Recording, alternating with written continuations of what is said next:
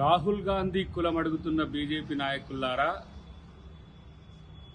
కుల మత రాజకీయాలు చేసే మీకు రాహుల్ గాంధీ కులమేందో తెలియని దుస్థితిలో ఉన్నందుకు ఈరోజు సిగ్గుపడాల్సిన పరిస్థితి వచ్చింది.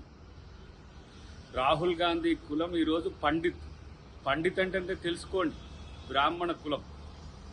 కానీ ఒక సద్బ్రాహ్మడు ఈరోజు దేశంలో సబ్బండ వర్గాల, సబ్బండ వర్ణాల, సబ్బండ జాతుల యొక్క అస్తిత్వం కొరకు రాజ్యాంగాన్ని రక్షించేందుకు పోరాడుతున్న వైనం చూసి మీకు నచ్చట్లే.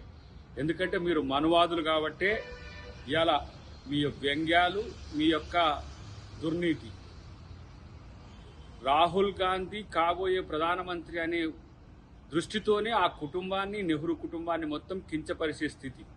మీరు గాంధీనే ఇలా కించపరుస్తున్న నాయకులు. మీరు ఇంకా సంస్కృతి సంస్కారాలు మీకు ఉంటాయని మేము ఎట్లా అనుకోగలం? ఏమన్నాడు రేవంత్ రెడ్డి గారు? కన్వర్టెడ్ బీసీ, ఆయన ఒరిజినల్ బీసీ కాదు, ఆయన అధికారంలో ఉన్నప్పుడు బీసీగా మార్చుకుండు అని చెప్తే మీకు ఎక్కడనో తాకింది.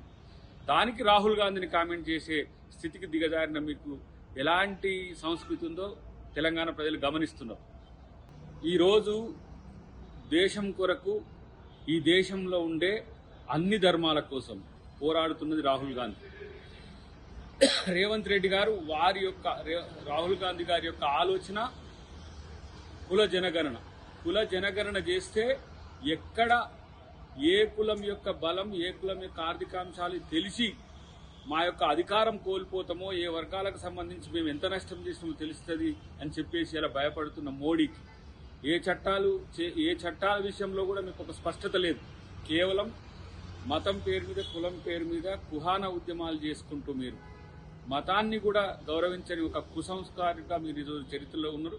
డెఫినెట్గా భవిష్యత్తులో బీజేపీ ఇలాంటి స్ట్రాటజీస్తోనే భూస్థాపితం కాబోతుంది, అది గుర్తుపెట్టుకోండి. రాహుల్ గాంధీ కాబోయే ప్రధానమంత్రి.